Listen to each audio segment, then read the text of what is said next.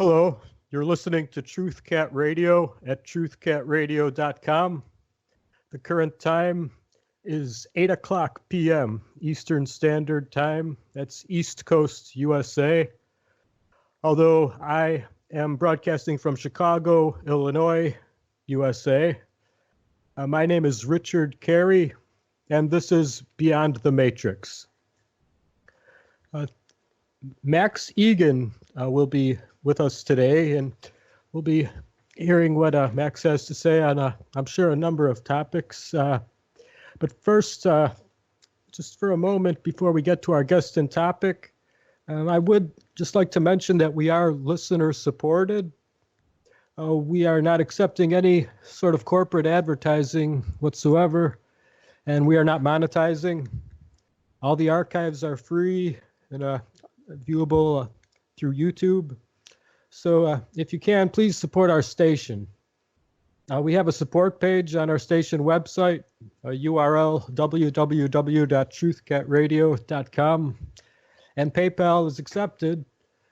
Any little bit helps. You know, in the world of the independent media, believe me, no donation is too small. So, you know, just to keep things going here, you'd be surprised how often just, you know, the handful of people that just decide that month, I'll just send a little something. It could really make the difference. And, you know, we completely are dependent on your support.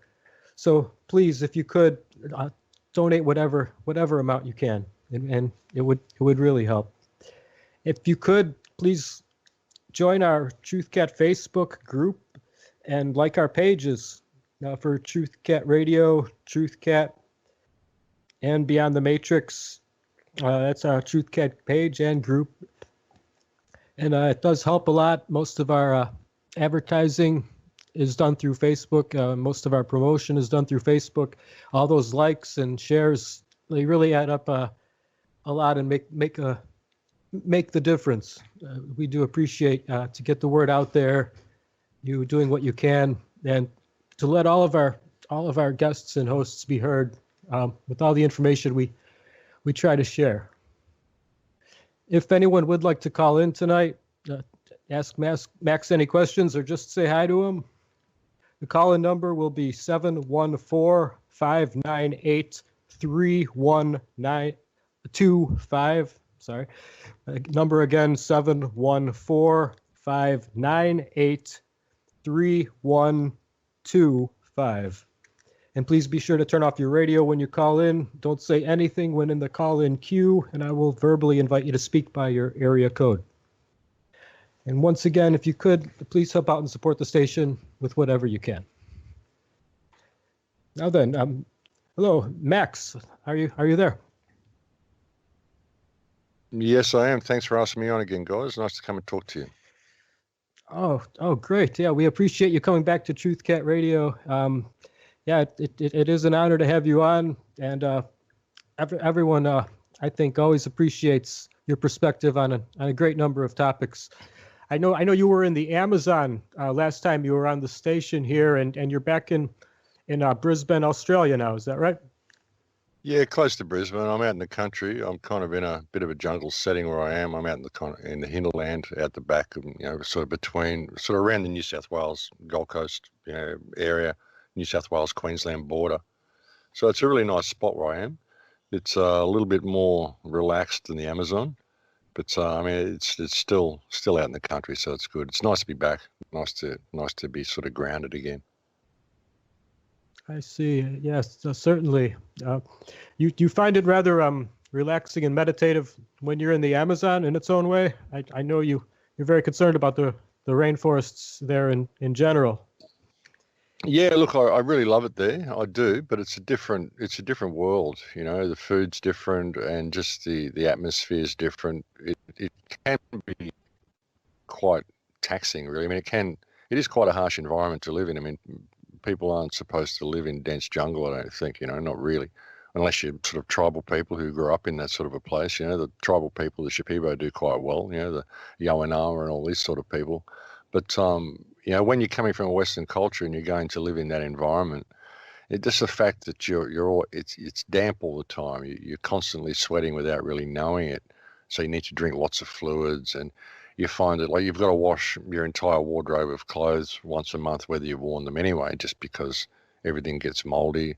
Everything starts to decay once you go into the jungle. It's just that sort of an atmosphere. Everything starts to break down. You take wooden items in there, like a jewelry box or something, you'll find that after a couple of months it won't close properly because the wood started to swell and break down. So things like this, it can be quite taxing, spending like a year in there. When you come back out to a normal type of environment, you get out of the jungle, you really do notice a difference. And you also get in a bit of a bubble in the jungle as well, where you're in there, you're working with medicines and working with different things in the jungle, and you've got people coming through the place where you're staying, and they're all sort of getting their healing and going on their way. And you think, yeah, we're changing the world, but then you've got to come back out into the world now and then just to have a look and see whether you're really making a difference by sitting in the jungle or not. So I mean, it's good in many ways. It's very cheap for me to live there, which is one of the big attractions for me to live there. It's a third of the cost of living to live in Peru is what it is in Australia. So that's very good. But it's got its good points and it's got its bad points. I like both places. Anywhere I think is as good as the people that you know and the company you keep wherever you are. So anywhere can be great if you know the right people. I see. Yeah, and you certainly have had your share of meeting people in your life. I have been an admirer both of your work in the independent media through your website and also through just various interviews you've done and your podcast. I'm a musician myself as well, so I also have always related to the fact that you're a musician. I know that you had been that much earlier in your life before you really became much of a I don't know what you would call it, a speaker. Speaker, an activist or something. I don't know. It's hard to know what to categorize what we do. Mark Passio calls it the great work. I really like his interpretation of it. I've got a lot of admiration for Mark. I've been looking at a little bit of his stuff lately, and he calls it the great work and says that it's not his great work, it's just the great work that we're all involved in here, which is bringing the truth out, finding out what the truth is and exposing the truth, It's finding out what it is the hard part, and that's a journey. But you've got to be prepared to look in places that you don't want to look, So being a musician, I mean, it gave me the ability to live outside of society for most of my life and to be able to perform the art of my life and make a living out of it, and I could get by and I didn't have to participate in the world. And I got plenty of free time because, as a musician, you kind of, if you're a natural musician, you don't really have to practice that much. It just sort of comes naturally. All you got to do is really learn songs for the band. And, you've got a lot of free time. You're only working really a few hours a week. Like if you add it all up, you're probably working 15 or 20 hours a week, if that.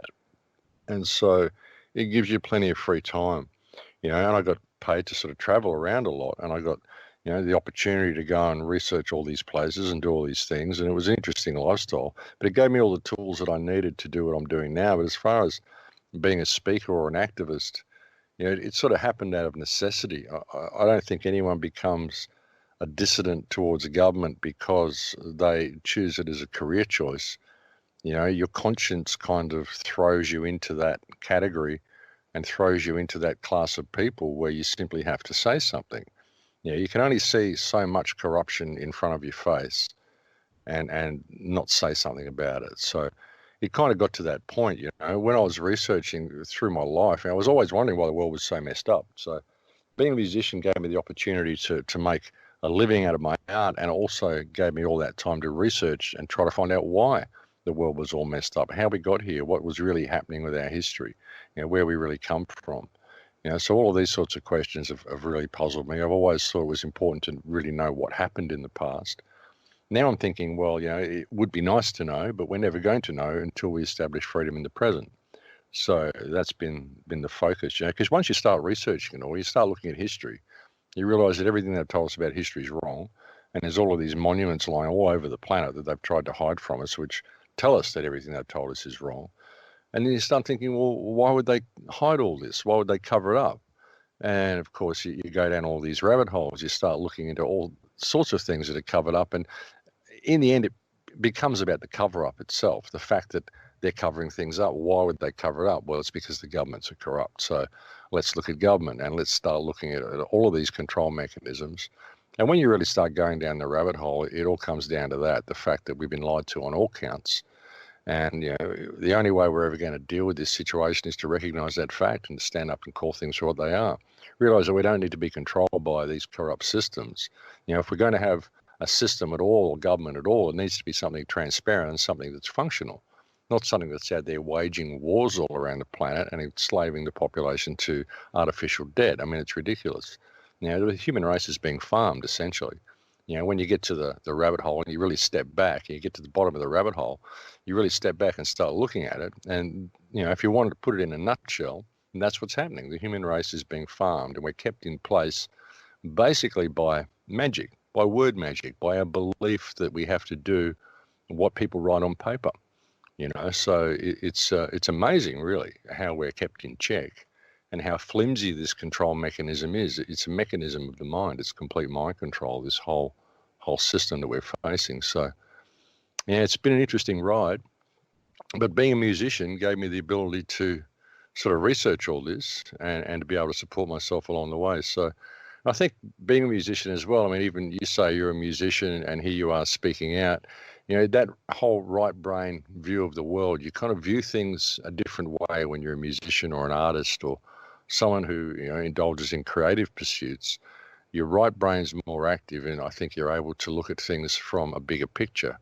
Whereas most of the people who function within the system only think in language and they think in numbers and they think according to the dictates of their training. I got kicked out of all my schools. I really never participated in the education system that much. I kind of went out into the world and educated myself. So I think that makes a difference as well. Certainly. You mentioned how we are lied to in just about every area and topic you could think of. I know for some people that's a lot to take in. There are a lot of people out there who just keep to their job and their family and don't really delve into things much. But when they hear that makes them just feel like it couldn't possibly be true. And I know some people say you want to express to people things that they're ready to hear, and not everyone's ready to hear everything at once or just how we're lied to on every topic at once. So I don't know. I know that people like yourself will go to conferences where people are ready to hear just about everything. And then there's also the internet where people can gradually at their own pace look things up. But what's your advice to people on, just how to know what to say to who and when, just I guess timing related to the truth movement and independent media? Well, yeah, I mean, it is. I mean, it depends on people's level of awareness. If you're dealing with people who are completely asleep, you need to find something which affects them on the ground where they live, whether it's the financial system, whether it's paying their bills or whatever, whether if it's some legislation that government's put in place which is affecting their ability to live their lives in a decent way. Just asking people to question why they have to pay to be alive, why the cost of living goes up so much, what all these wars are about. There's a lot of things to question, but it's what people have is affecting them on the ground. That's what's going to make a difference. Unfortunately, most people don't really pay attention until it's affecting them personally.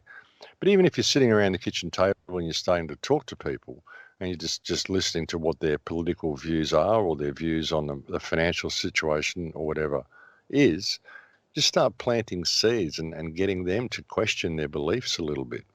And ask them, why they believe these sorts of things. And even like looking at the war in Syria and stuff, all the stuff we're hearing, why is it all the reports coming out of Syria on the ground itself have been saying right since the beginning that this isn't a civil war? There is no civil war. What's happening is that the country's been overrun by Western-backed terrorists. And our Western media isn't telling us this, but how come all the reports coming out of Syria are telling us this? So who are we supposed to believe? Just getting people to ask these questions is a big help. And there's got to be something that they're interested in, whether it's the war in Syria or whether it's the refugee problem or whatever it is. There's going to be something. Just getting them to question it and plant seeds with people, and lead by example in what you do and how you live your life. Don't be a merchant of doom. That's what, like with all the shows that I do, all the radio shows that I do, I might present a lot of quite negative information, but I always try to turn it around and help people see it as an opportunity and what sort of an opportunity this knowledge brings, and how it's up to us being responsible and facing the shadow that exists in the world. All of the problems that we face ultimately exist because of this shadow that exists in the world, this darkness that we won't face in ourselves. And that's the hard part with the so-called truth movement or the independent media as well, is that everybody wants some organization to point the finger at, whether it's the Vatican or whether it's the Jesuits or whether it's the Jews or Zionism or whatever, the Freemasons, whatever, reptilians, they come up with all sorts of things. It's what exists behind that. All of these mechanisms that you can point the finger at.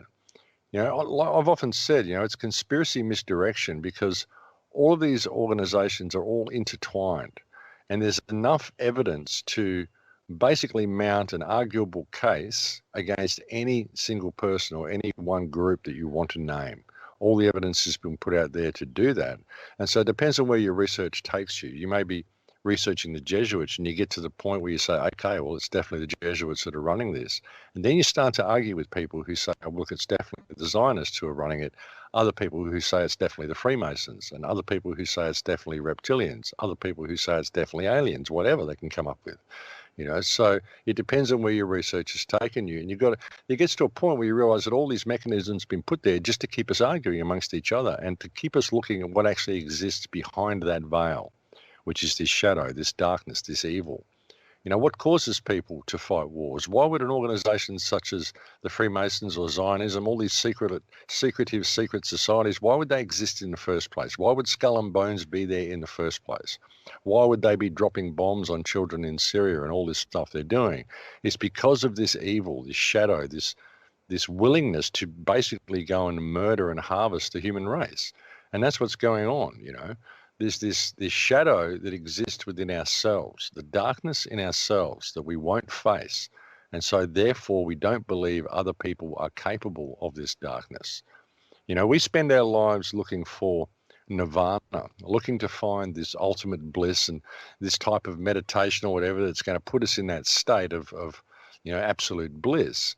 But we don't realize that we're moving towards one side of the energetic spectrum, but there's others who've moved towards the other side, the darker side of the energetic spectrum, and what they experience in their actions is also a form of bliss, and that's why they do what they do.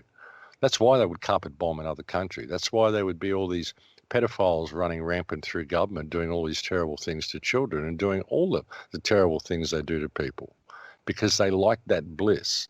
That's why a police officer who's absolutely brutalizing someone on the ground and doesn't care how much they are hurting them, they like how much they're hurting them because it's a bliss to them. It's our failure to see that because we don't think we're capable of it, so we don't think they're capable of it. But we're all capable of this. I guarantee you can get anybody, you get the nicest person, you can push them to the point where they're going to want to hack your eyes out and tear your head off and just kick you to death. You can push anybody to that point. And we don't see that. We don't see that in ourselves. And so we don't realize that people who've gotten to that side simply are in that energy. And that's why they do what they do, So it's all these mechanisms that are put there to argue about, all these things that are put there to distract us from this. I don't know, I can only call it evil, whatever you call it. The American Indians call it Wetiko. Some people will say it's the archons, whatever, some sort of a mind parasite, whatever it is that makes us do this bad stuff that we know is bad, but we do it anyway. What is that? And that's the source of all of this. And until we can realize that and realize that that's what's running this world and call this system out for what it is, and realize we don't have to do any of this stuff. We don't have to walk between the lines and turn the human experience into this farm experiment where we're all these little cogs in the big machine and all of our lives are controlled by this unnecessary debt that we're kept in. We don't need to do any of this stuff, but it's realizing that the system is there and realizing what's actually running the system that is the problem, You know, we're just not looking deep enough. We're looking at all the mechanisms that are put there for us to argue about. You know, that's a real problem. And it's something that people don't want to admit, and they don't want to look at. You know, everyone gets locked into their belief, and they think that I've got it, I've found the answer, and you all need to come over and agree with me. And if you don't, then you're all shills, you know, and you're not looking deep enough. Or what about if nobody's looking deep enough? Nobody's looking at what's behind the whole thing altogether and how we heal that. You know, I think this is an incredible time in history, and I think it's a really empowering time in history. But again, you know, how to present this information to people, because the level of deception is so deep and so vast, and people have had the wool pulled over their eyes to such an incredible degree that it's difficult to know where to start. You know, like I was saying earlier, what essentially holds people in place is magic. It's spells. It's just word magic. You know, our belief that we can't do things because it's written in a book. You know, like we can't know what's going on in government because they wrote in a book that it's not okay for us to know, and we go along with that because it's written there, because it's a spell. It's a magic. It's word magic. That's all. You know, Black's Law isn't really a book of law. It's a grimoire. It's a book of spells. They write these things down, and these words control our lives because we let them. We think the written word somehow has power over us. It's a spell. Now, when you go to school, the first thing they teach you to do is they teach you to spell. What are you doing when you're spelling? You're casting spells. You're thinking in language, and you're thinking that these words control your life, and your understanding of reality is based on your understanding of language. You're not looking at it energetically. You're not looking at it through your right brain. You're not connecting to all that is. You're not seeing yourself as the valuable, you know, vision and aspect and thought in the mind of God that you are. This perspective that you have. This is unique. This is like an art form. You know, you're like an artistic expression of creation. That's what everybody is. And we're not seeing that. We get led away from that by this word magic and the way we constrain ourselves by words. You know, the politicians say you can't come in this room and know what we're talking about because we wrote down here that you can't. And we go, oh, okay, no worries. Yes, sir, no, sir, 3 bags full, sir. It's ridiculous. It's mind control. It's a spell. Why would we do that? Why would we allow people who we believe to be carrying out criminal activity to say it's okay for them to go away and carry out this activity, and we can't know about it because they wrote it down that they can keep it secret, and we just go along with it? You know, people, you know, getting people to see that's a really difficult thing. But to get people to understand that what really holds us in place is word magic and spells, and that's really all laws are. These are like magic spells. You know, but people don't believe in magic, you see. But what other word can you give it? What other word can you use for it? When they write a word down, they use this sentence, and this sentence suddenly controls your actions because you believe that's suddenly reality. How is it reality? It's just someone's idea. And they said, you have to do it. Why? You know, why are you doing it? So that's the hard part. And that's a really hard shell to crack with people. So yeah, what to use to wake people up. I think even having conversations such as this around the kitchen table, having philosophical conversations about word magic may even help to wake people up. I don't know, anything you can think of, but by all of it, the most important thing is to lead by example in what you do and to be a shining light and to help people see that you are better because you've got this information. You're a helpful, happy person to be around. You're not a merchant of doom. You know how reality works, and you are better because you know this information, and this will want people to know some of the stuff that you know. You know, so I've always found that works as well. You know, even if you bring them negative information, show them that it's an opportunity, and be a shining light in the way you present it, and that's going to make all the difference. Yes, it's like we're sold a perception, or at least there's an attempt to sell us a perception of everything, and it can affect everything. I mean, our freedoms. I know you speak about how our freedoms get challenged more and more with what I would like to call lawfare. You know, much of what you say of using words against us. I don't know, what would you say on behalf of the state of our freedoms in the world today? Well, we don't have any. I mean, we have something that's sold to us as freedom, but it's not really freedom. We have freedom of choice, but our choices are put there for us. You know, we're given things to select as a choice, but that's what we've got. We don't have freedom. We can't just go and do what we want to do. You can't just go and walk across a border and go and build a house in the forest there somewhere if you want to, because there's all sorts of restrictions preventing you from doing that. And even if you do that, well, you've got to pay to be alive anyway. So how can you do that?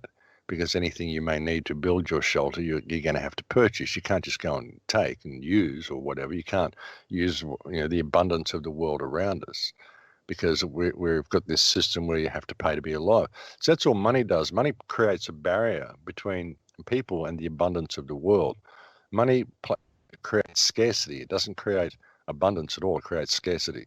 It may create prosperity for those who have a lot of money, but that limits, there's only a finite amount of money floating around, so that limits the prosperity of others. And prosperity is kind of financially based anyway. We don't need prosperity, we need abundance, and we already have abundance, but money prevents access to that abundance.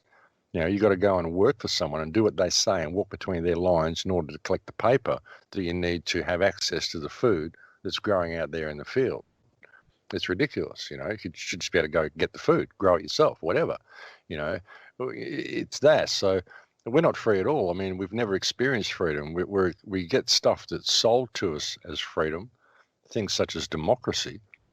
But look what democracy has given us. Democracy is just mob rule, rule by the majority. But when you get the majority of people and you pack them all into the cities and you feed them misinformation, then what do you get? I mean, this is what you get. Of course, you've got all these people want to vote for Hillary Clinton because they don't realize what a criminal she is, because they don't get the information that they need, because we have a controlled media that just feeds these people propaganda. So, we don't have freedom. People think they're free because they have a choice of which car to buy and a choice of which TV station to watch and a choice of which clothes to go and purchase and a choice of which nightclub to go to or which movie to watch. But it's not freedom. It's just freedom of choice. It's an open air prison. It's just farming and keeping the livestock happy by giving them lots of toys to choose from. That's all it is. That's not freedom. If there was freedom, we wouldn't be fighting all these wars. We wouldn't have to do what the government says. If there was freedom, the government would be doing what we say. The government would be managing infrastructure, which is what their purpose is. But they don't do that anymore. They just create rules and create more means of controlling everybody else, mainly through fear, mainly through the belief that everybody is our enemy. The war on terror, which is essentially a war of terror. All of this sort of stuff. I mean, governments collude to create a problem. Go traveling all around the world. Go over to Iraq or go over to anywhere. Go to any country and go knock on a door and go ask the person if they would like to come and invade your country and have a war with you. I guarantee they won't. Doesn't matter where you go. You won't find anybody who wants to have a war. It's governments who do this. You get the government of your country colludes with the government of my country to say, oh, look, Max and Richard, they're threatening each other. We'll just pretend we're threatening each other, and we'll go and tell the people in our countries that we're threatened. Oh, look, Richard's a terrible threat to this country. We need to beef up security in this country because Richard's country is going to come and attack us. And you go tell the same thing. Max's country wants to come and attack us. And really, we're just meeting in the back room. We're colluding, saying, how's it going? Are they buying it? Sure, they're buying it. So now we're able to beef up all this security, beef up all this stuff, pretend we're having a war, go off and bomb brown people in some country because Richard and Max come from these two Western countries. They want to have a war. So we go over to Syria and we have it there and we kill all the people over there and pretend we're fighting with each other. It's ridiculous. This is what people are being sold, and this isn't freedom. None of this is freedom. None of these wars are necessary. They're all contrived. It's just all governments colluding to enslave their population. That's all it is. There is no threat from anybody, not anywhere. The only threat that we have comes from government. And if you look at history, government was the biggest cause of death in the 20th century. Democide was the biggest cause of death. And you could also say, okay, well, maybe it was through medication and diseases or heart disease or whatever. All this is through government control. Anyway, the government suppression of real medicines, the pharmaceutical industry, it's all done through soft operations that government runs. But if you really look at people just outright killings and mass slaughter, it's been government killing their own people right through the 20th century and right through centuries before that. And that's all governments have really done is slaughtered their own people in a variety of creative ways. And we don't need these people. We don't need the world to be run this way at all. You know, the only threat we've ever faced comes from the criminals who are running this system. And until we call that out, we're never going to get anywhere. But we're not going to call that out until we're prepared to face the shadow in ourselves and readjust our moral compass and do the right thing in all that we do. You know, if people suddenly did that, if people suddenly adjusted their moral compass and stopped following orders, you know, we would change the world very quickly. We really would. But people just aren't prepared to do that. They want someone to come along and save them. They're not prepared to apply themselves to the situation. And we're not going to find any healing without self-application. You know, everyone needs to get involved. Everyone needs to start speaking out, doing the right thing in all that they do, and stop supporting all of these crimes of government and these wars, you know, and all of this stuff that's going on. I mean, this system is so corrupt. It's just ridiculous, you know. And it's not broken either. People keep thinking the system is broken. It's not broken. It's doing exactly what it's designed to do, which is impoverish and enslave the human race. And it's doing a damn good job of it. You know, people aren't prepared to call that either. So, you know, until we get that, until people readjust their moral compass and stand up for what is right, we're not going to get anywhere. But, you know, I think we're heading for that time. I really do. I think even with the Trump election, I think it's given us an opportunity to regroup. I think it's going to be a disaster, you know, the Trump election. I really do. I don't think it's going to go anywhere in the way people thought it was. It's just going to be another charade, another puppet show. But even that, I think, may spark the people into some sort of uprising. And it doesn't have to be a violent uprising. You know, it may be necessary for people to defend themselves against order followers, but hopefully it won't get that far. You know, it may provide some sort of an opportunity to people see how much they're being played and to realise that they have to stand up and take responsibility for themselves for this situation. Yeah, that's the only way we're ever going to change it. So hopefully we're heading for a pretty good time at the moment. I think it's a good thing that Trump was elected. I think it's shown just how unpredictable things really are. But all this Pizzagate stuff as well that's come out at the moment, this is really thrown a spanner in the works, and that's in many ways a play as well, just looking at the way this whole thing's been managed. So we're at a pretty precarious time at the moment, I think. Yes, certainly. I see what you mean. I mean, anything I guess a lot of people will agree was better than Hillary Clinton, which, I mean, she's definitely all in favor of the military-industrial complex and wars of conquest. So, I mean, I guess a lot of people could at least agree on that, who at least go to responsible sources for their news. Well, yeah, she was just a vote for more war, and there's no way we want that. It's a vote for no change whatsoever. That's what a vote for Hillary Clinton would have meant. Yes, I do agree. I know that you always try to have just an open improvisational quality to your interviews, Max. You don't plan them, but I needed something to come up with for, you know, a title of something that we might touch upon during it. I called the interview and the promotion Corporatism and Local Resistance. I know, well, through groups such as your Full Circle project, which I thought you might like to mention to the listeners, local resistance is something that does seem like it's very important.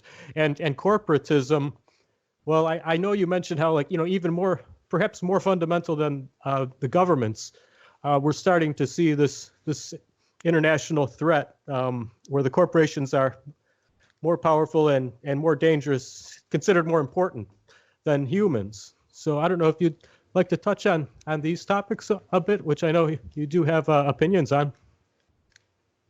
Well, yeah, I mean, ultimately it's the same thing as what we've been talking about. You know, it's kind of like word magic. That's the only thing that gives these corporations the power that they have, because people write down on paper that they can do this stuff.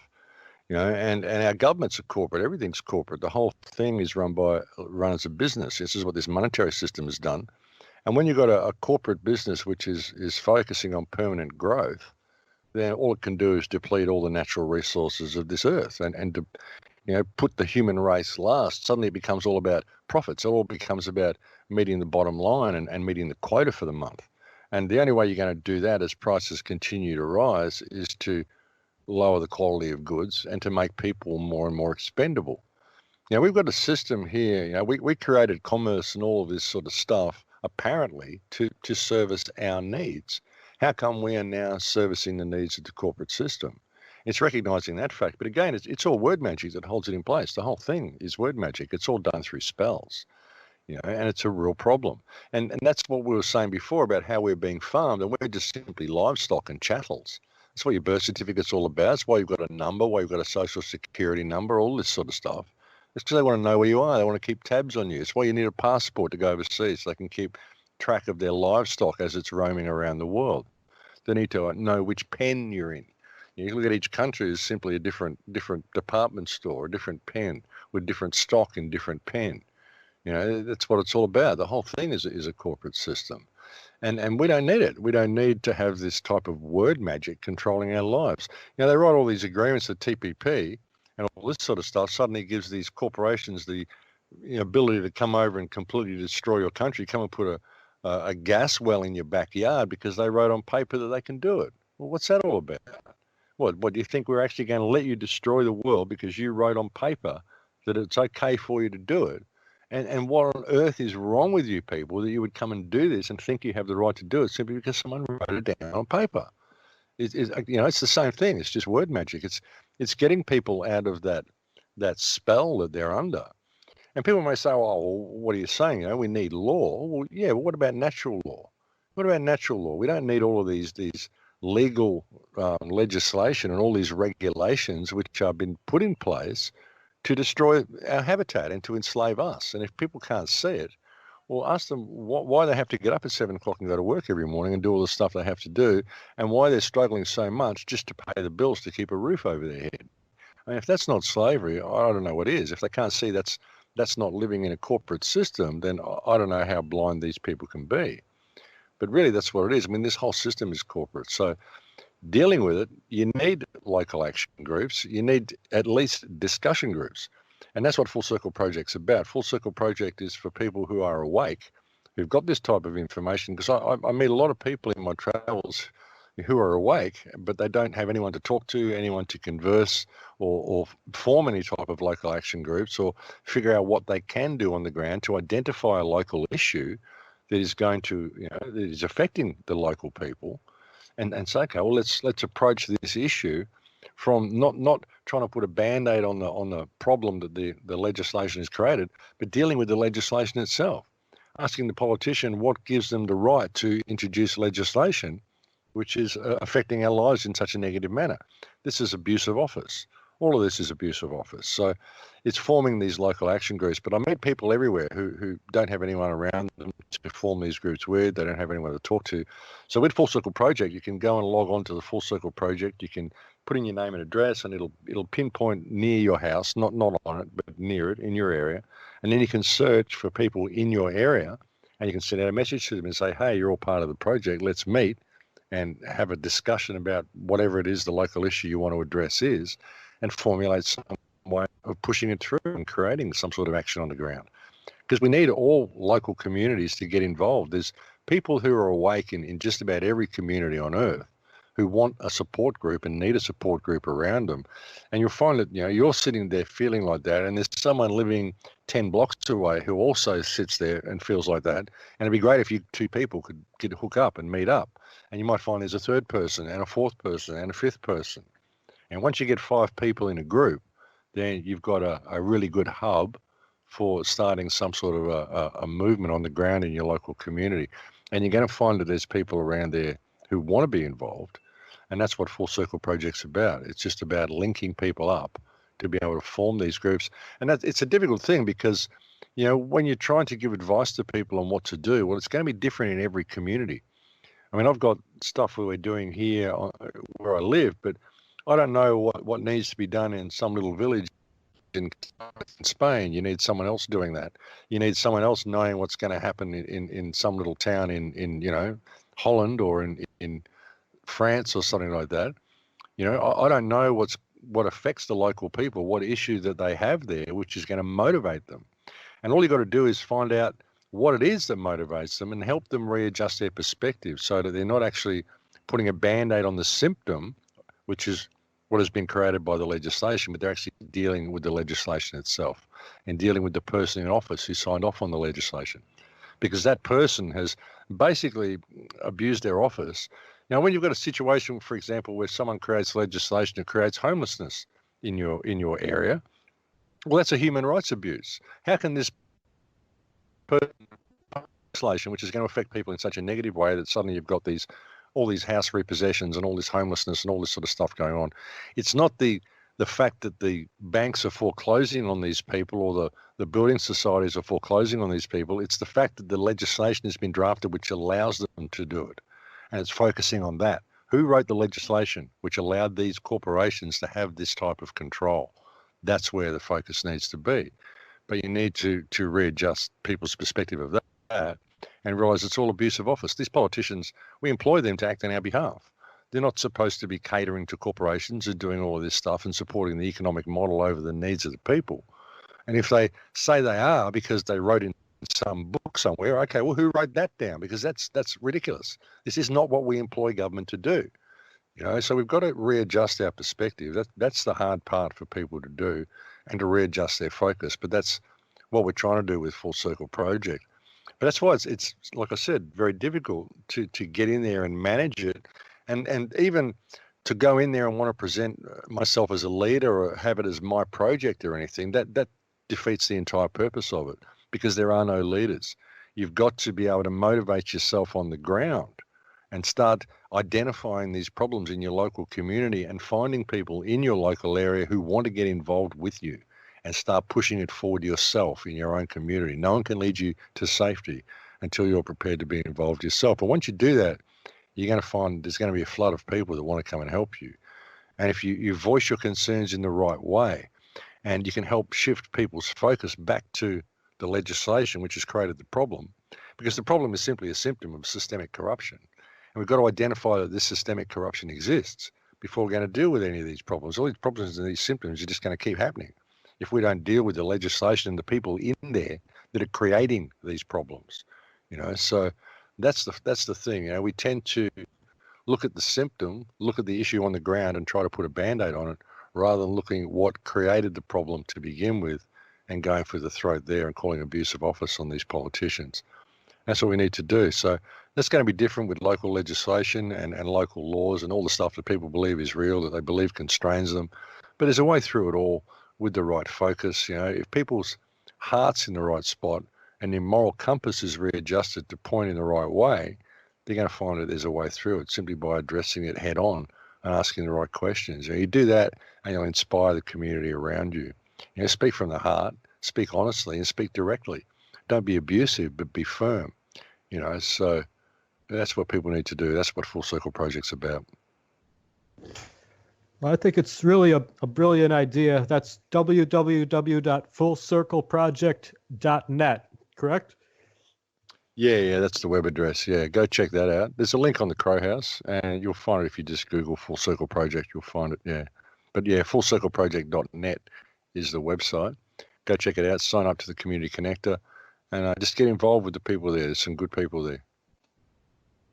Well, yes, I think it's an excellent idea, and I can't help but think that all of the forces that want to, maintain scarcity and just a divide and conquer sort of mentality, keeping everyone isolated from one another, I can't help but think that they would be a little bit more fearful of groups that actually get together on the local level in person rather than just in groups online. I mean, that has its place, but I have to think that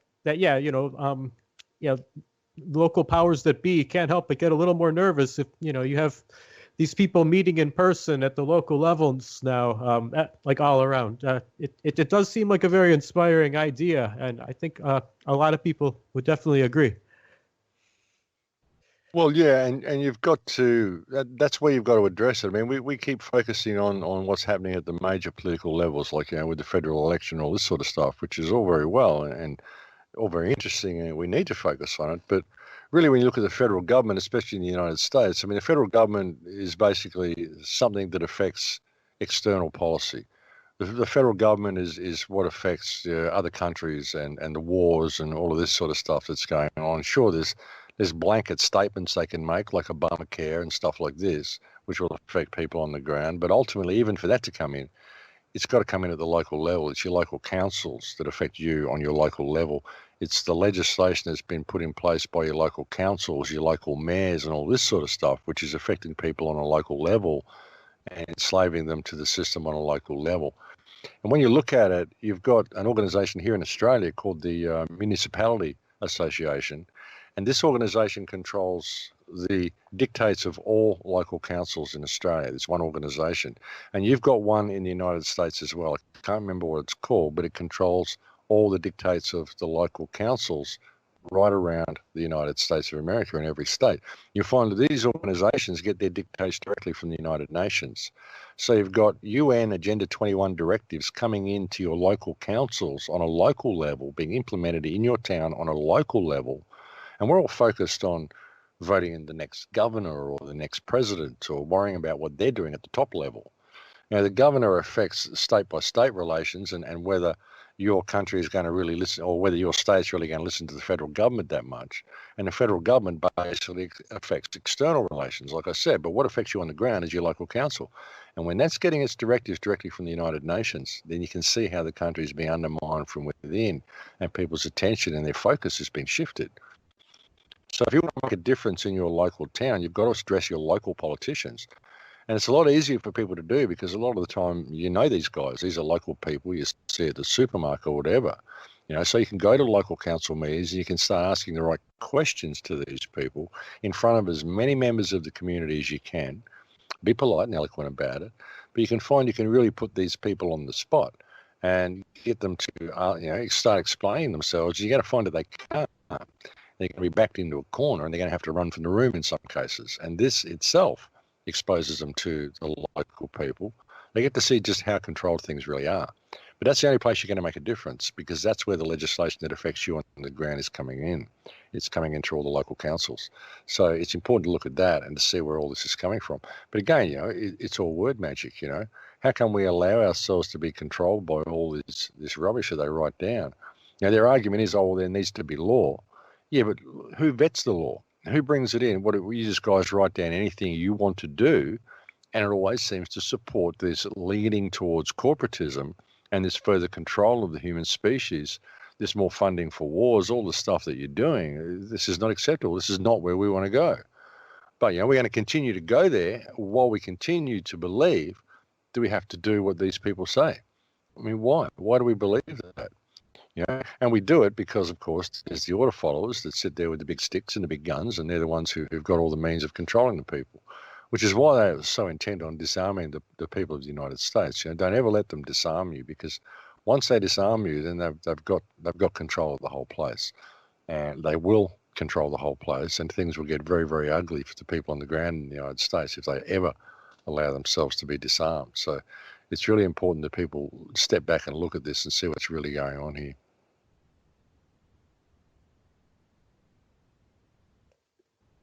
And yes, basically the more ways that you can collaborate with other people in your own community, the better.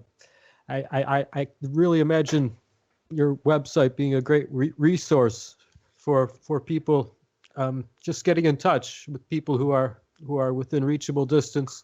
They can start forming groups that could strategize, how to approach these council members, the sort of questions they would like to ask, the sort of things that they could see as being changed in their local environment. It is a refreshing way to perceive a lot of these things. I know just the free. Go ahead, Max. Yeah. Well, ultimately, you know, like it's an approach that people can understand. I mean, ultimately, the whole legal system's fiction. You're not going to find any remedy in the legal system, no matter how you approach it. But it's getting people to see that. You know, it's understanding that most of the people on the street, most of the sleeping masses, they believe in the magic. They believe in the word magic. They believe in spells. They believe the whole legal system is real. So you've got to use that language and construct questions in such a way that you're going to wake them up to the absolute farcical nature of it, and how it's ridiculous that we allow ourselves to have our world destroyed around us simply because people write stuff on paper. You know, by asking the right questions, you can do it. You know, but you're not going to find any legal remedy. We're never going to find any legal remedy. The remedy's got to come from within the hearts of the people by them shifting their moral compass and applying that to the world that we live in. You know, but it's finding a way through the fiction, because the spell is very, very strong. You know, the people's belief in this whole legislation system that's been put in place is very, very strong. It's very ingrained into people. Now, it's very, very heavy indoctrination right since birth, right through the school system. It's all about respect for authority. And even before that, the parents were brought up through that system. So they were putting this into the minds of the kids even before they enter school. So it's very, very deeply ingrained into people. You know, the respect for authority that makes the order followers do what they do and actually believe they're doing the right thing. That's the scary part, you know, like, you know, a police officer will come and tell you to walk between the lines, and you say, well, hang on, no, I'm quite happy sitting over here. And he'll harass you until you walk between the lines. And if you defend your rights to go and just sit over there and do what you were doing, he'll continue to harass you to the point that he'll get violent with you. And if you continue to resist, he'll put you in a cage. And it'll even get to the point, if you stand up to him, he'll kill you. And he'll believe that he's doing the right thing the whole time. You know, when you were just sitting there minding your own business, and he never questioned the fact that it was someone else that told him to make you do this that was the problem, and his belief that he had to carry out this person's orders and interfere with someone else's life. I mean, that's the problem, you know. And you'll find a police officer will do that. They will, you know, abuse someone to the point that they incarcerate or kill them, and then they'll go get counselling to say, oh my God, why did this citizen push me so far? You know, it was the police officer that pushed the citizen simply because he was so indoctrinated and trained into following orders. You know, what causes that? What locks people into that mentality that people will step so far outside their moral compass? You know, that experiment they did years ago when they were electrocuting someone, you know, and they said, oh, you've got to give him a lethal dose. And he said, well, hang on, it might kill him. But they said, oh, no, you've got to do it. And he did it. He gave him the, you know, what could have been a lethal dose anyway. You know, they kept turning up the power on this electricity thing whenever this guy got questions wrong. It was back in the 50s or 60s, you know, just to see how much people could be programmed. The experiment where they had the prison system where they said that blonde people were privileged and dark-haired people were not privileged, and how this changed the mentality of the students and all this sort of stuff. So, you know, it's programming. What causes this programming in people? You know, that's the question. And until people can see that and readjust their moral compass, we're not going to get anywhere. So, you know, the order followers are a huge problem, but it's our belief in what is written on paper. It's our belief in this spell. That's the hardest thing to wake people up to. Maybe they are waking up to it to some degree, but, you know, you've got to use that. You've got to use their belief in this system and their belief in this magic to wake themselves up to the fact that it's all fiction, you know. And the way to do that, I believe, is to start approaching politicians, asking the right questions, and just demonstrating to the people around you what a farce this really is. You know, but if you're too radical about it, if you just want to go there and overthrow the government, I mean, this is not going to attract much favour from anybody, because Right. you're just going to turn the place into chaos. It's not going to work, you know. Well, Yeah, you know, and we do want anarchy, we do want self-governance in the end, but there's a transition. So you've got to be sensible about it. That's why I believe this approach is valid. It has merit, and it has worked with people that I've used it on. well, I definitely going to have it posted for the archive of the show. And I believe when I did the promotion, I had a Full Circle project mentioned there as well. Yeah, I hope a lot of people can use it as a valuable resource. We are at the end of the hour. We're going to pause for a 5-minute break here before the top of the second hour, Max. If you'd like to just take a break for 5 minutes and mute and join us back at the top of the the coming hour? Not a problem. Okay. All right. Appreciate it. Thank you. Okay, everyone. Well, you have been listening to Beyond the Matrix with Richard Kary. This has been Max Igan, who is speaking with us tonight. He's going to be back for the second hour here if you stick around. And time is currently 8:54 p.m. Eastern Standard Time. And please donate if you can. The only way we can keep bringing excellent people with their perspectives, activists and great speakers such as Max here, is with your help to keep things going. And I have mentioned PayPal is accepted on our website at truthcatradio.com. So we're just going to be doing a bit of the promos here before the next hour. If you stick around, Dave Robbins will be with us with his show Mystic Freedom coming up after my show. So please stick around tonight for the next show and the rest of our evening's schedule. Hello, Stephen. Are you there with us?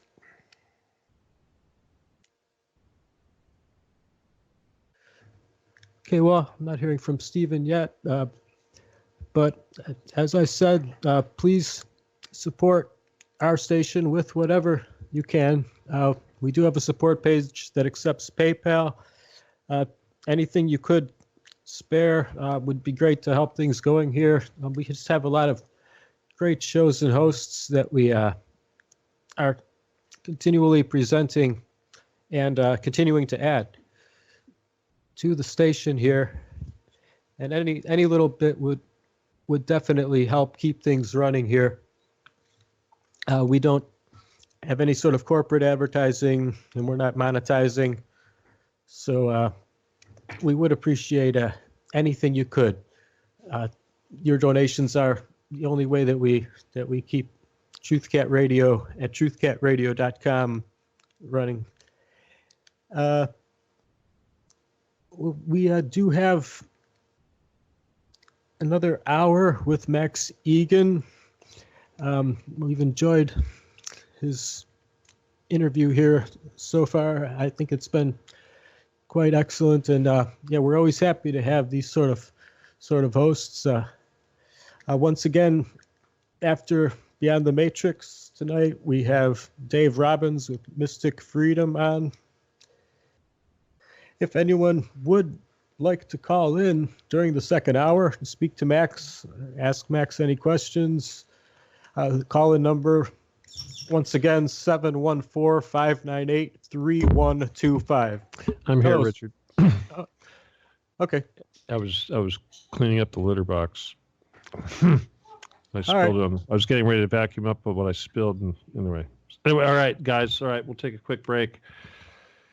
I want to let everybody know that after about an hour, Mystic Freedom will be on with Dave Robbins, and he's going to be talking about FBI whistleblowers, and he's certainly qualified to do that, being a former FBI person himself. Tomorrow we're expecting at 6 p.m. Eastern, Mind Matters with Amon Nadi. At 8 p.m. Eastern is Daryl Nichols' show, the Daryl Show, Daryl Nichols. 10 p.m. Eastern is Madison Starman with Amanda Danielle.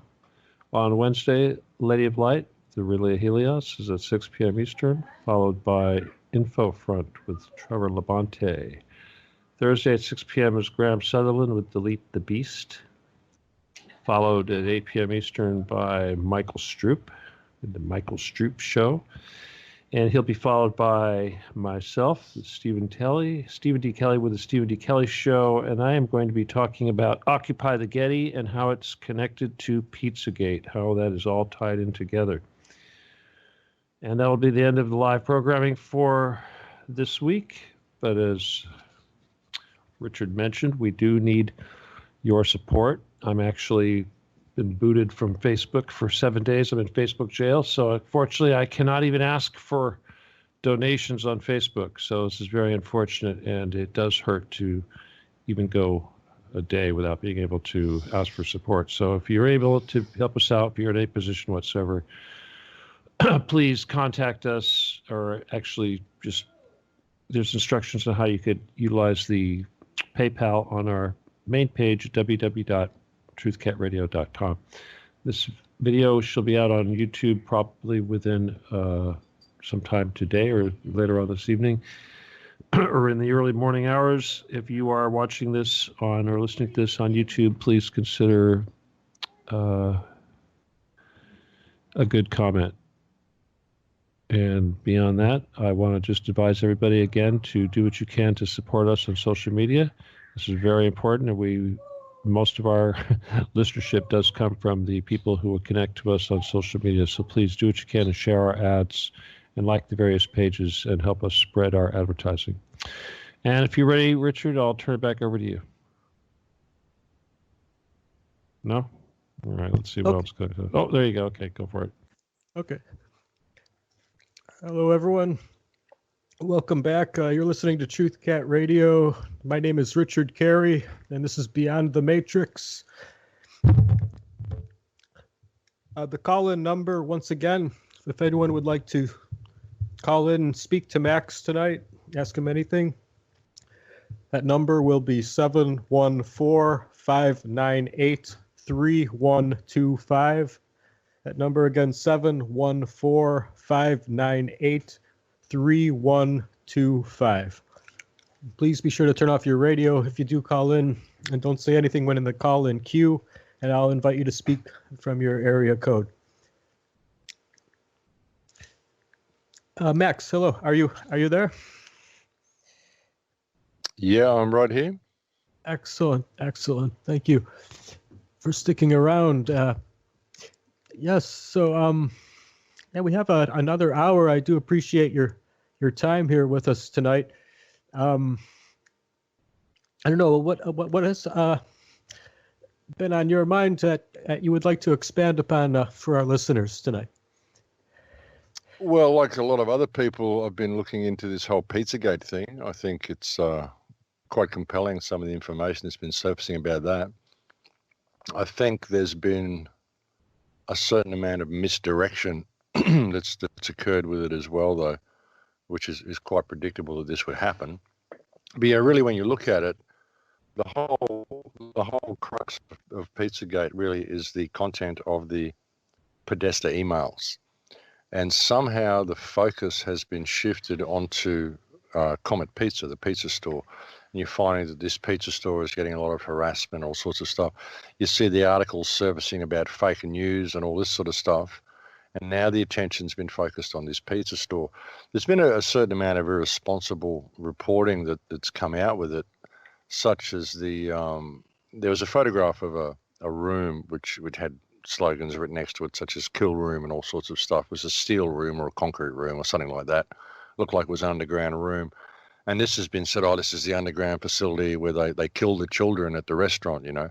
And this is very irresponsible, and nobody knows where this room is. This is just simply a room that someone posted that had some strange comments next to it. There needs to be investigation into all this sort of stuff. I think the way the focus has been shifted over to the pizza store, when really it's the flimsiest of connections to the pizza store. I mean, there's certain things in the emails and certain donations that have been made by Soros and Hillary Clinton and stuff to this pizza store. Okay, these are very much of interest, and they suggest that there's probably some shady goings on there.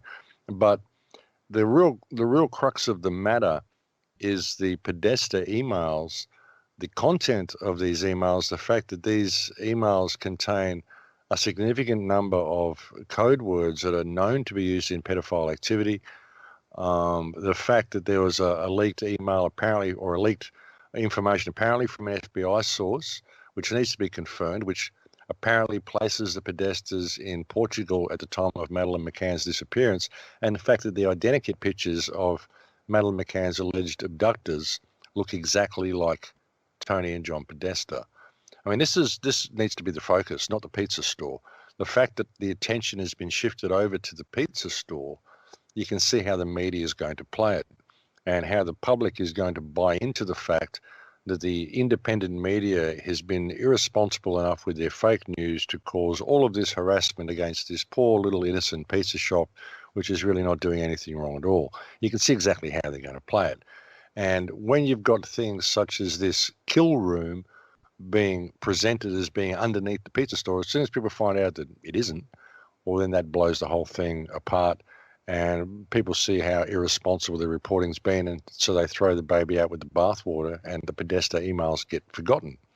And it's the content of the Podesta emails which needs to be the focus, because we've known that there's this huge pedophile ring that's been operating within government, within the highest levels of what it is that's controlling this world for a very long time. There's been indications of this ring. It's almost been uncovered certain times in England, in America.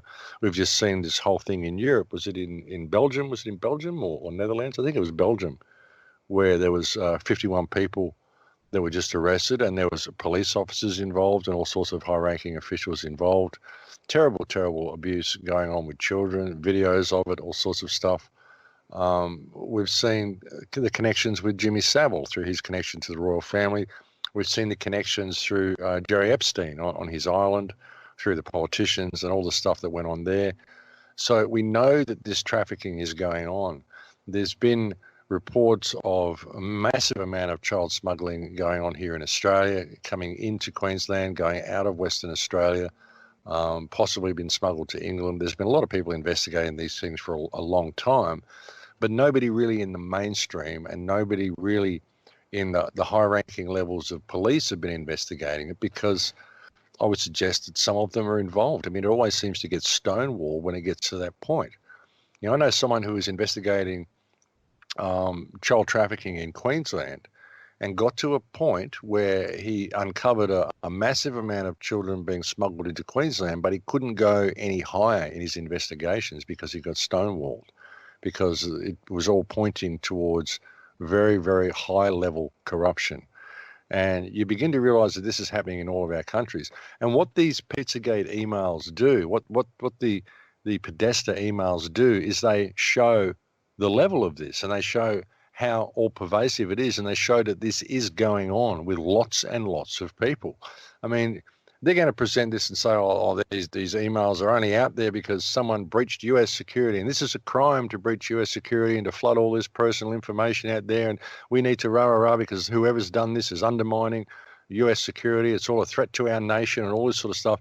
They're shifting focus on why the security is there and what the nation really is. The nation is the people, and the people can never be secure if the government's corrupt. And these emails indicate the government is not only corrupt, but they're involved in pedophile activity. You know, that's what needs to be the focus of this, because this helps blow the lid on what so many of us have been saying for so many years, and what so many people have been attempting to uncover, is this high-level corruption and the massive amount of human trafficking and people farming that is going on behind the scenes. You know, governments, this is what most of these people get up to, guarantee it. You know, and I'll put it out there saying that. I guarantee that's what most of these people are involved in. That's how they're controlled as well, because they get this dirt on them, and then they get them on video, and then they just do what they're told from that point. But it's not only that, it's going over to this dark energy that they get into, you know, and they do this by repressing people's sexuality in the real world and not allowing them to express their sexuality in a natural way. So they get all these build up frustrations and tensions, and then they feed them pornography and all this stuff. And then they put them in a position where they can just unleash all this, you know, bottled up sexual tension that's happened through their life, and they'll do the most depraved and disgusting things given the right circumstances, and all you got to do is get it on video and you got them. And that's how they do it, you know. Take people to these islands like Epstein's Island, fill them full of whatever, and give them a young prostitute and let them go for it and get it on video, you know. And then it gets deeper and deeper and deeper. But, you know, with Pizzagate, you know, the potential that this has to blow the lid off this entire global pedophile trafficking ring and to see how interconnected it all is huge. It really is. But if people continually focus on the pizza store and all of the misinformation that's circulating regarding this pizza store, the fact that there's an underground chamber and stuff, which is very doubtful that there's an underground chamber at this pizza store. So all of this sort of stuff, all it takes is for them to say, oh, well, look, there isn't an underground chamber, so they made the whole thing up. That's it, and the whole thing will go away. So that's been very, very cleverly played, all the focus being shifted onto this pizza store. So you've got to see these are the flimsiest of ties, and these are probably the most unimportant part of the whole Podesta emails and all of the emails that are connected to the Podesta emails. So now what the focus needs to be on is the fact that you don't get a normal person using this amount of pedophile code words in their emails. I mean, all of his emails seem to be mainly about food. Just the fact that you can go onto the WikiLeaks site to the Podesta emails and you can get all the pedophile code words regarding food and known pedophile code words, and you can search the Podesta emails for these code words, and you're going to find sentences strung together in the most bizarre ways that are obviously written in code, which indicate pedophile activity very, very much. And that needs to be the focus in Pizzagate as far as I'm concerned. And I think it is a very, very important issue because the potential, as I said, that it has to blow the lid off this whole thing. If people can shift their focus back to the content of the emails and not on this pizza store. And so it was spun, if you will, by the corporate media in a way to make it open to discrediting and therefore to trivialize and take the attention away from the true focus, is what you're saying. Well, not only by the mainstream media, but also by elements within the independent media. I mean, why the undue focus on the pizza store? Why the claims that this kill room is beneath the pizza store? Who's been making these claims? You've got to really step back and look at this and be responsible about how you're reporting information and where you're making your associations from. So it hasn't just been the mainstream that's done it. There's been elements within the independent media that are obviously controlled opposition that have brought this into prominence. They had to do that in order for the mainstream to be able to spin it, you see. So the play's going both ways. Okay, so it was a bit of a intentional, a poison the well sort of operation. Well, yeah, I think so. I mean, a lot of people say, oh, they wanted you to know about this. They wanted this to be released. I don't think they did. I don't think they wanted the Podesta emails to be released. But now that they have been released, how are they they've got to go into damage control. How are they going to control it? The only way they're going to control it is by shifting focus away from the content of the emails and onto something like the pizza store, this little business that everyone can associate with. Oh, this poor downtrodden gay man who's they hate him because he's gay. They can play it any way they want. There's so many ways they can play this, But you've got to look at it and what is the real important part in all this? The really important part about this is pedophilia and the code words that are in the Podesta emails, and the fact that it's very likely that the Podesta brothers were heavily involved in the disappearance of Madeleine McCann. So how is the focus suddenly on this pizza store being attacked by people who believe fake news? The pizza store has been thrown in there as a complete red herring. Sure, there may be connections to this pizza store. There may also just be fundraisers that were run there. We don't know. You've got to be responsible about it and be careful what you choose to believe. I mean, personally, I think there's probably, this pizza store is highly suspicious. There's some weird stuff going on with this pizza store. Everyone just seems to really love this pizza store and be happy to give them massive donations. And it's okay for this guy to visit the White House 5 times, obviously not to deliver pizza. So why was he going there? I mean, there's all sorts of questions, but there's no real, nothing to say that this should be the focus of the whole thing. So it's whoever's made the pizza store the focus is where the misdirection has occurred, because it's not about that. It's about the content of the emails. But someone in the independent media had to do that in order for the mainstream media to make that the focus and to bring out all this fake news stuff, And of course, a lot of people are picking up on it because it's something they can get their hands on. They can go there. They can stand outside the pizza store and protest. They can do all this stuff. It's something tangible in the real world that they believe they can affect. So, of course, they're going to jump on board with that as well, because it's easy for them to get to. You start talking about Podesta emails and this hidden pedophile cult and 322 and Skull and Bones and child trafficking worldwide and all sorts of stuff. this is something that's out of their reach. So naturally, they're going to all focus on the pizza store. So it's an easy way out for a lot of people. It's something they can get involved in themselves and release a little bit of energy on. So it stands to reason why a lot of people have jumped on this bandwagon.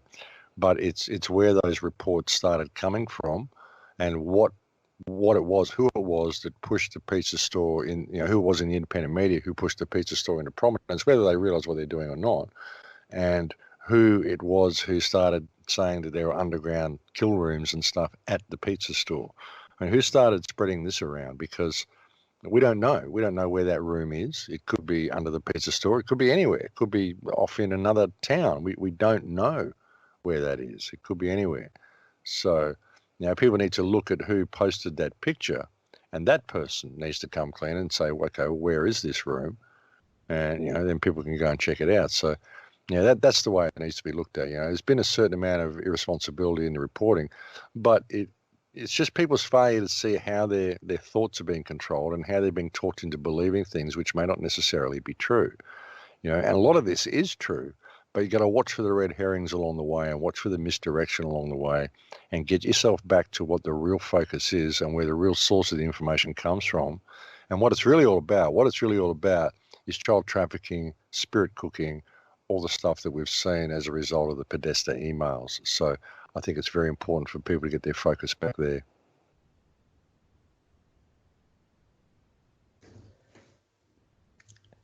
And in a lot of ways lately, it seems that we're starting to see just more and more changes in perception about what we've come to know as the independent media. I mean, a lot of people don't even want to call the mainstream media mainstream. They just want to call it the corporate media, because the independent media does seem to be getting a larger and larger audience. But yeah, you mentioned how some could, not just unknowingly, but purposely be intentional gatekeepers. That you do see that danger more and more out there? Oh, very much, very much. As the independent media gains more notoriety and more people start listening, and really more people listen to the independent media now than they do the corporate media. They really do. The corporate media is just cratering terribly. No one believes a word they say anymore. But a lot of people do, because a lot of people just watch their televisions and they have their favourite personalities. But the majority of people get their news online now. So, of course, the independent media is going to be infiltrated. And, of course, when stories like this come out, they're going to attempt to latch on to small details of the story, such as the pizza store, and make that the main focus, to shift attention away from the real issue, which is the content of the Podesta emails. I mean, this is where it all came from, was the Podesta emails. Why is focus shifted from the Podesta emails onto the pizza store? If people can't see that this is a manipulation, it's been shifted onto the pizza store because this turns it into a heart-wrenching human tragedy that people in the suburbs can identify with. Oh my God, this poor man. Oh, what are you talking about, Pizzagate? No, look, it says here it's fake. And look at the damage that's been done to this poor man and his poor little struggling pizza store. Of course, that's where the focus is going to be, because it turns it into this human tragedy that, again, is on the street. It's hands-on for people to identify with. It's right there. It could be the local pizza store where you go all the time. Harry around the corner. Oh, imagine if Harry was suffering the same terrible, terrible treatment at the hands of the independent media. My God, we really need to do is control these people and limit all this information they're putting out. None of these people can be trusted. Look at the lives they're destroying. This is where the focus will be. That's why the pizza store has been suddenly skyrocketed into prominence regarding Pizzagate. So people need to be very, very careful. They shouldn't be ringing up and harassing this pizza store. They shouldn't be going there and protesting. They should be looking at the content of the Podesta emails and figuring out how all this ties together. Who's he been emailing? Who are these people involved with? This is where the focus has to be, not the pizza store. And you can see why they've made the pizza store the focus, and it makes sense for them to do it because it's perfect damage control. You can't ignore the story completely. You have to go in there and control which way the story is going to go by shifting focus from the real issue onto a smaller human tragedy issue that can be used to sway public opinion against the independent media. And that's exactly the function of the whole pizza store focus. That does remind me a bit of how a lot of the focus on Hillary Clinton email scandal in general has been treated. I mean, speaking more about whether or not, she knew she was doing something wrong, or the subtleties of these technical issues, rather than the content of those emails, and how much dirt, how much wrongdoing and criminal activity and espionage that she had been guilty of. Exactly. That's why they shift focus all the time, and they turn it into something that it isn't. So you're not really looking at what the expose was about. When the emails were made public, why was it made public? It was made public to expose the crimes that she is committing. So they shifted around to, oh, did you know this was top secret? Well, if it's top secret, hang on, it's a crime. Why is it top secret? It should have been reported. It's a crime. Is that how you get away with crimes? You make it top secret? Why didn't someone just ask that question? Why didn't someone in the mainstream media ask that question? But they don't. They shift attention, they shift focus, and they turn it all into, oh, it's about how insecure our national security is. This isn't really about the fact that Hillary Clinton's committing all these crimes. It's about that there's traitors working within national security who are exposing classified information and putting it out there for the public. This is undermining the security of our nation. No, that's not undermining the security of your nation. Your nation will never be secure if it's run by criminals. And what the release of this information does is show you that your nation is being run by criminals. So you need to do something about that in order to improve the security of your nation. That's how it works, The reason these people have even put all these security measures in place is to cover up their own criminal activity. And now you've got their media telling you that it's all this and it's all that. No, it isn't. It's about criminals that are running this world. And until people can get that into their head, how are we going to get anywhere? But yeah, that's what they did with the Clinton emails. That's what they do all the time. They shift focus. They shift focus from the content. They shift focus from the reason these emails are exposed. And what these emails say is that this woman is a mass murdering criminal who should be in jail, if not hung already. That's what it says. And the fact that she was even allowed to run for president and campaign for president makes a complete mocker of the entire US political system, the entire US judicial system, and just laughs in the face of the people. It really does, that she can do all the stuff she's done and still run for the top job. That is absolutely absurd, But she's able to do it again because they just shift focus, they turn it into something that it isn't, and suddenly she becomes the victim, the person who was her server was broken into and her private details are exposed. Oh, the poor woman. The private details were exposed because she's a criminal. Same with Bradley Manning, released all that information to show just what's going on and just how little regard they have for human life and what the war of terror is really all about. So, but again, it shifts onto national security, and the person who exposes the crime gets locked up in solitary confinement, and the government continues to carry out its crimes. Again, because of word magic, because of all this stuff they write on paper that people believe is real. It's quite amazing, really, when you look back at it and you see how easily the human beings are controlled by magic, by words, by spells. It's quite remarkable, really. Yes, I mean, I think an excellent example you mentioned earlier is the monetary system, the banking system, the system of cash and just various monetary systems that, as you said, are largely contributing to the scarcity. I mean, along with restrictions on what we can grow and do with land and how much government claims ownership of land as well. But just the amount of scarcity that is just imposed automatically against the people is quite fascinating. But like you said, it's just something that's sold to us like a spell put over us.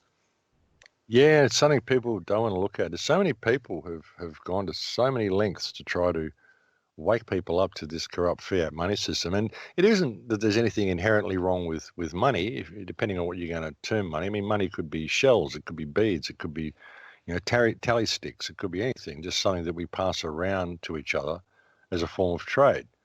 Say I did some work for you, so therefore I've got this much credit at the store, whatever, so that money could be beneficial. It's the fiat currency that we use, and the fact that it's created as debt, and the fact that it's created to serve a system which is ever expanding and demands permanent growth.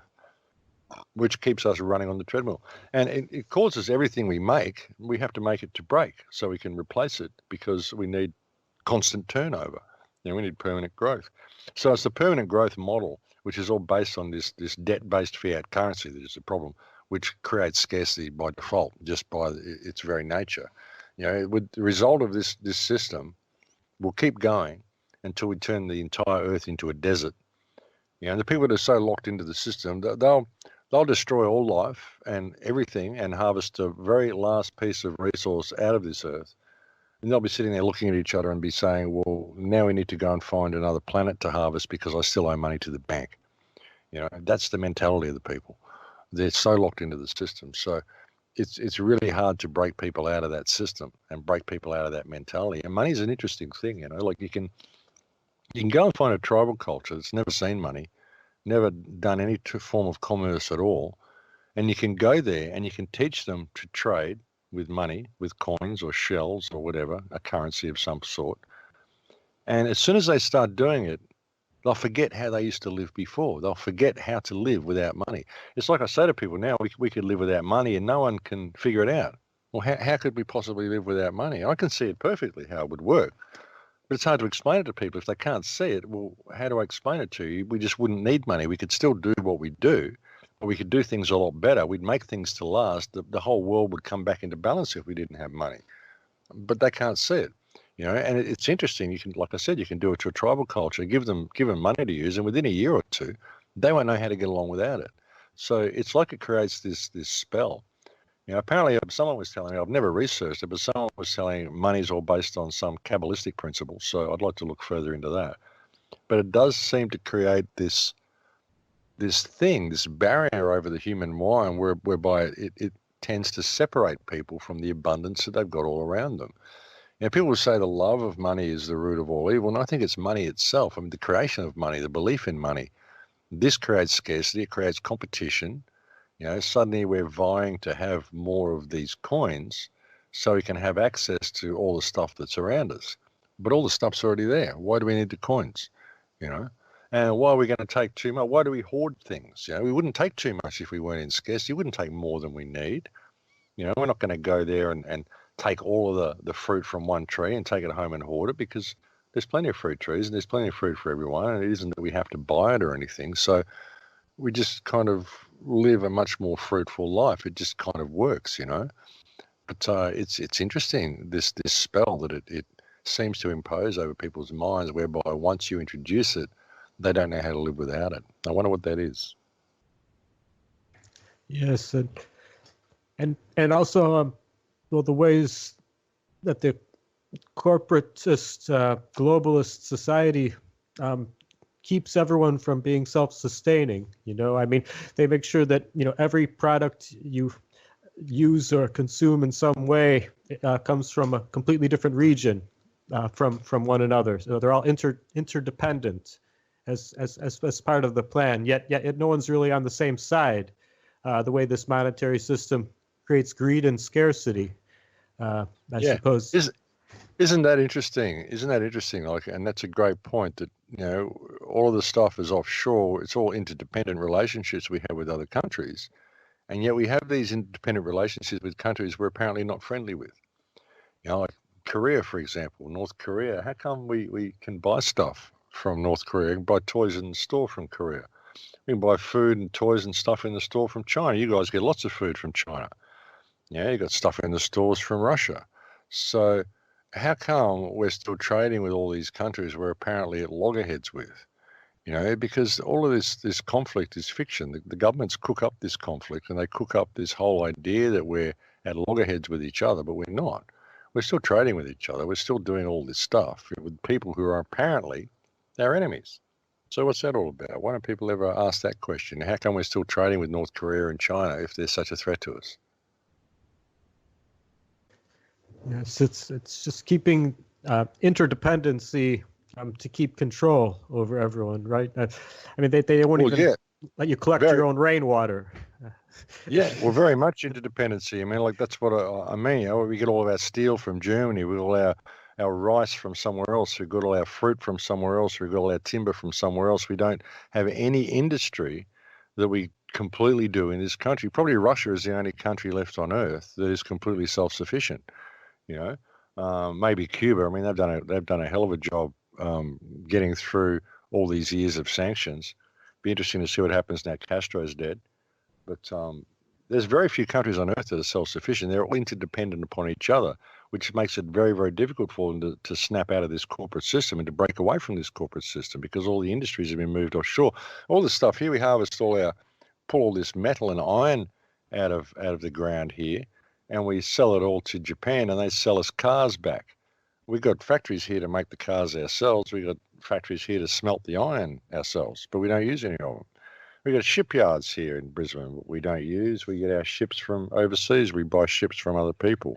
Anything like this. I mean, they do it with everything. And they've done it to every country. They've shifted all the industries offshore. So everybody's part of this whole corporate conglomeration, which makes it very, very difficult for countries to maintain their autonomy. And it's been very carefully planned. And they seem to shift a lot of the manufacturing jobs off to whichever countries have the lowest wages continually as well to increase the global disparity, almost like in the way the EU has been gradually bringing down countries whenever one tries to rise above the financial servitude. Yeah, well, they do. That's what they do. They just move all the jobs offshore, and they'll deregulate a country's currency or whatever. When Indonesia wanted to put in nuclear power plants or something a few years ago, the Soros just devalued their currency, and suddenly they couldn't afford to put them in. Not that I agree with nuclear power plants, but just things like that. I mean, that's the way they do it. They marginalize different countries by controlling the flow of dollars and controlling the financial systems of all these countries and controlling the industries of all these countries.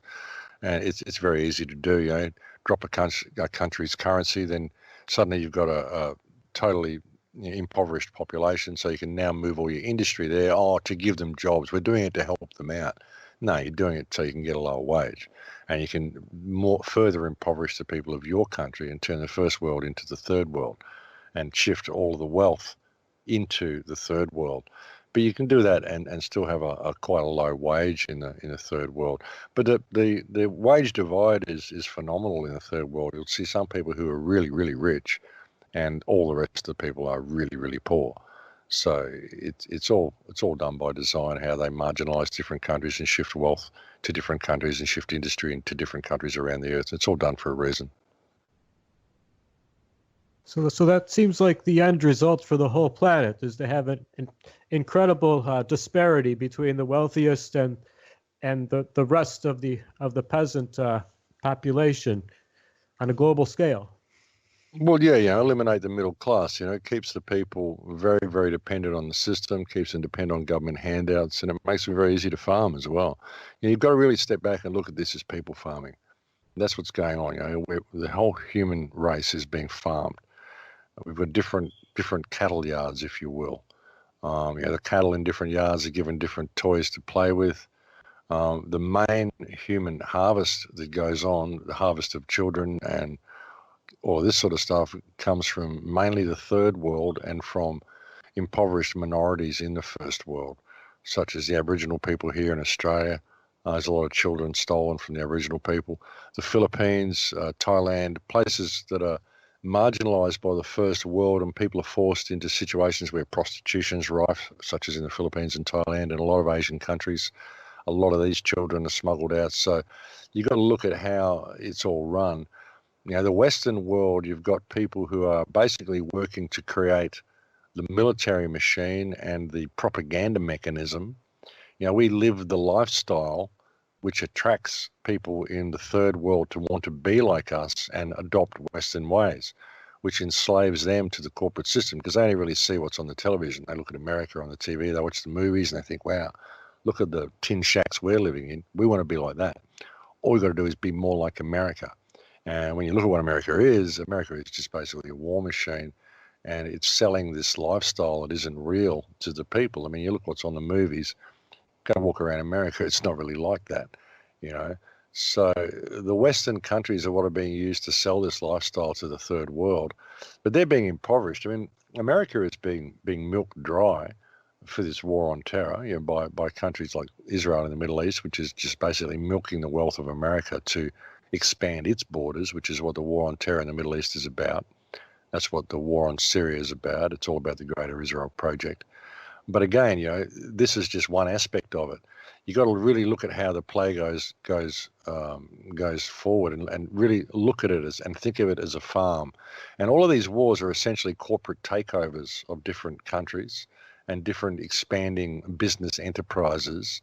But underneath that is this massive human farming and this massive disregard for human life completely. I mean, just the carpet bombing of countries, the sanctions in Iraq that Madeleine Albright said that she believed were worth it, that resulted in the starvation of 500,000 children, the death of 500,000 children through preventable diseases and starvation, and didn't get the results that America achieved. The war in Iraq is still going, and yet she'll probably still sit there and say, well, it was worth it because we had to try that to find out it didn't work. It killed 500,000 children. I mean, this sort of stuff, it's just rampant around this earth. Depopulation on a massive scale.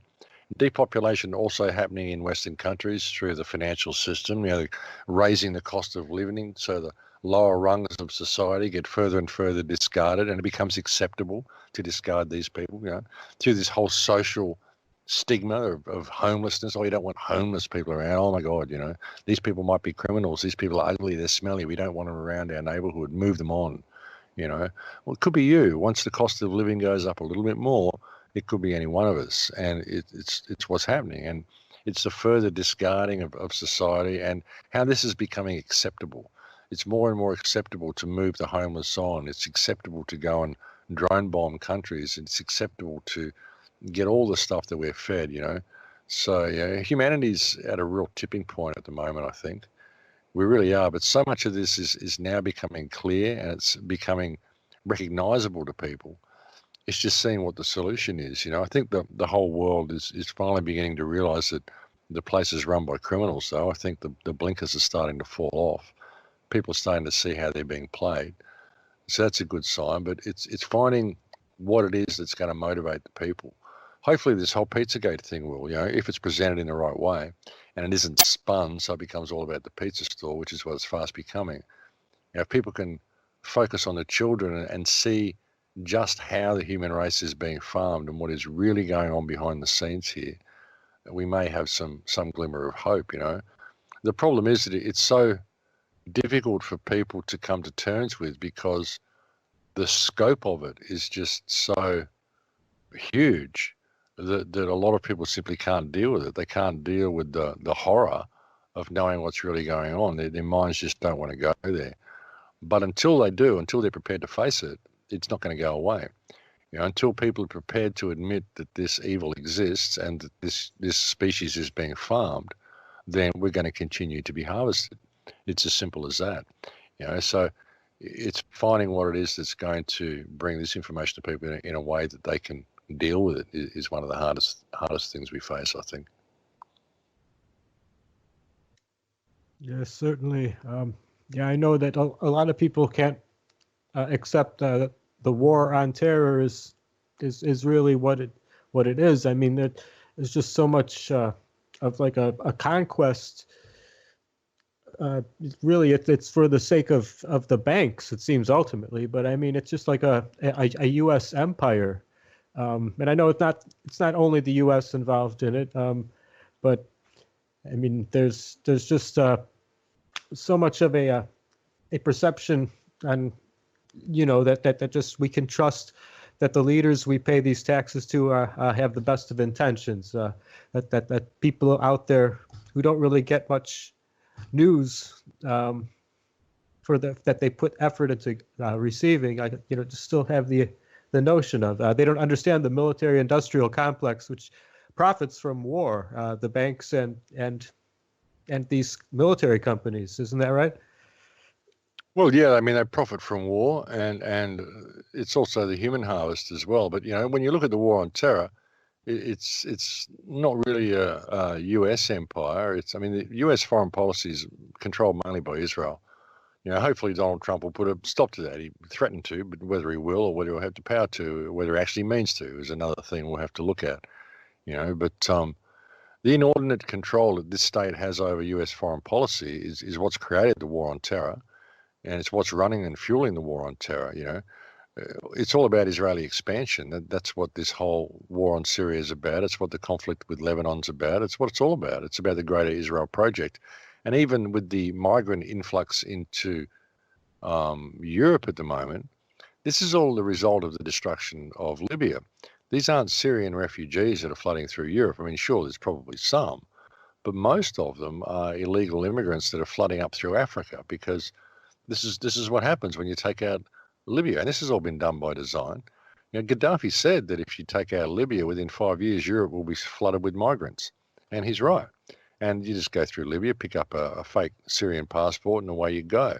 It's all very easy to do now, and this has all been done by design. There's a document you can get called the Kalergi Plan, Kalergi, Kalergi.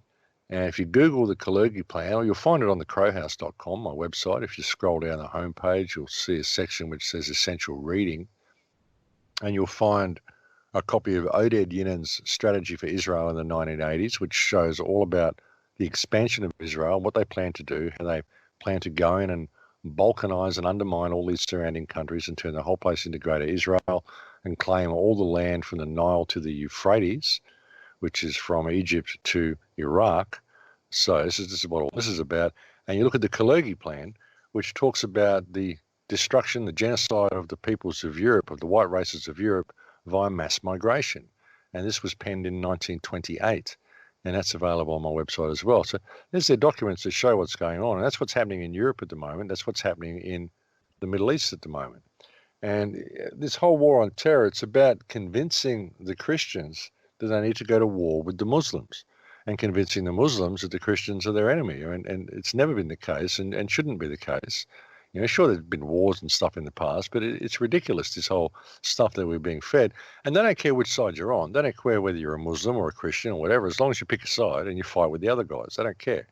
As long as these two religions wipe each other out, so the people who are really controlling the show can sit at the top, and that's the way it is. And it's all there in their documents, and that's who controls US foreign policy, and that's what the war on terror is about.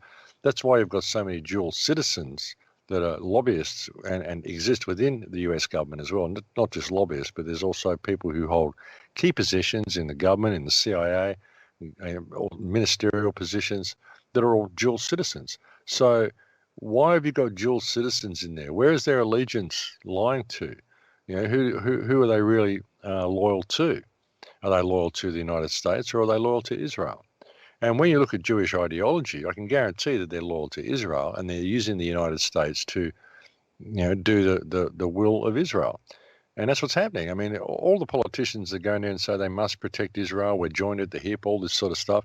Israel is carrying out the most abominable war crimes and human rights abuses in the Middle East. It's destabilized the entire region. And none of these problems were there before the State of Israel was set up. And that's what's fueling the war on terror. That's who carried out the 9/11 attacks in order to brainwash the American people into supporting it. All the stuff that's going on in Palestine that Israel's been carrying out against these people.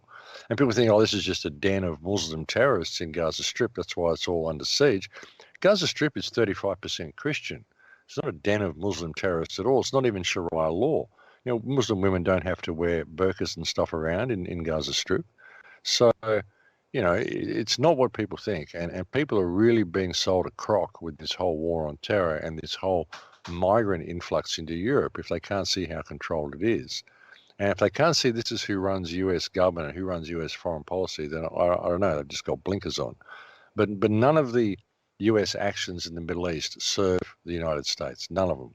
They all serve the interests of the expansion of the State of Israel.